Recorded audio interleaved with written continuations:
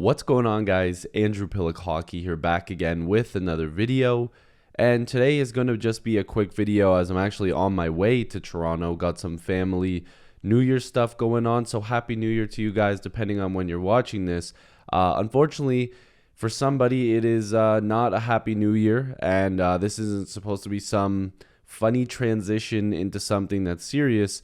It actually really isn't, and that's for Ilya Samsonov, and he has just been put on waivers by the Toronto Maple Leafs, so we're going to get into that right now. So if you guys are new here, make sure to like this video and subscribe. Join the squad. 2024 is going to be incredibly different for this channel.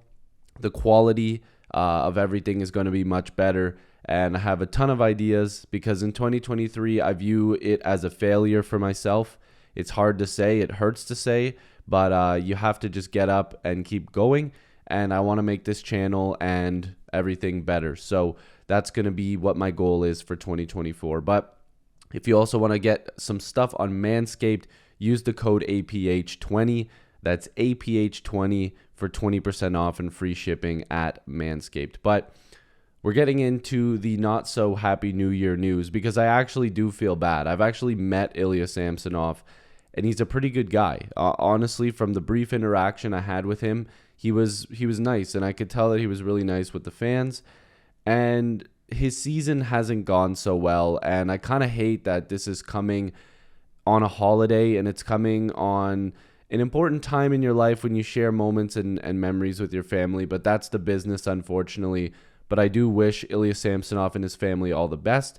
And I don't think he's going to get claimed. There's an outside chance because he has a decent track record and his cap hit isn't ridiculous and it isn't tied to 2 or 3 years that he could potentially get claimed. But let's do some backtracking here. So the immediate news came from from Elliot Friedman. Imagine if Samsonov said it. But Elliot Friedman tweeting out that Samsonov was on waivers, which I honestly didn't see it coming. I thought they would just try to make a trade or they were going to run with Joseph Woll when he was healthy. But the following tweet made the tweet make a little bit more sense, made more sense, blah, blah, blah, blah, word jumble. I'm tired. I just got up. I'm trying to sleep so I can stay up tonight. But the next tweet made sense. Okay? That's what I wanted to say. AHL Toronto recalled Luke Kavalin from the ECHL Newfoundland Growlers. Now, Samsonov, once he clears tomorrow, or if he clears, Dennis Hildeby is probably going to be called up with the Toronto Maple Leafs for the California trip. Hildeby's been having a pretty good season. I'm actually going to take a look at his stats in a second. But what I wanted to do was first off go and look at Ilya Samsonov's numbers. Sorry, again, this is kind of just a thrown together video. Wasn't expecting news right as I was going out the door technically. But again, Samsonov, he's only 26, and you got to remember something. With goalies, their sweet spot of when you really tell if they're going to be good is between the ages of like 24 to 28. Some goaltenders don't hit their prime until they're like 26 or 27 years old. So for Samsonov, this isn't him just being like, well, he's on waivers, his career is done. It's far from over, and it's far from as bad as people think it is. Has he had a bad season? Yes.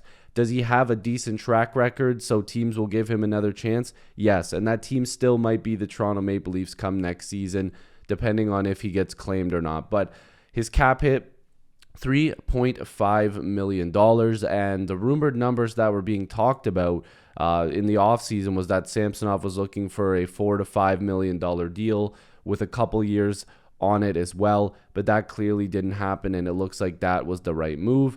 Now, if you look at his numbers from last season, he played 42 games and he had a 2.33 goals against, 2.33 goals against and a .919 save percentage.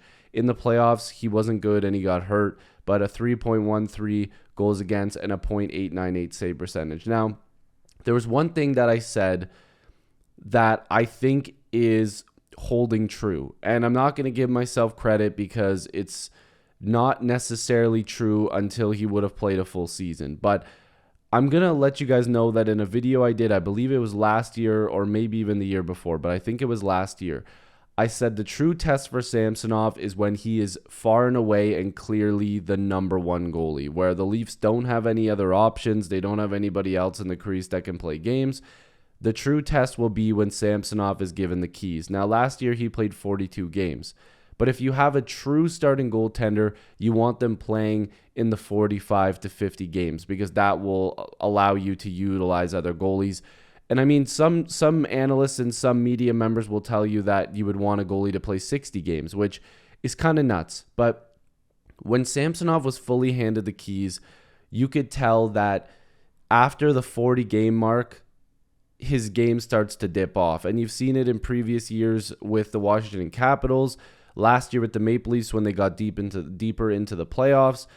He can't hold up that long. And again, that's not me being disrespectful. It's just me going back and telling you guys, like, there wasn't any true testament like, oh, yep, Samsonov is good. He's going to be able to play all these games.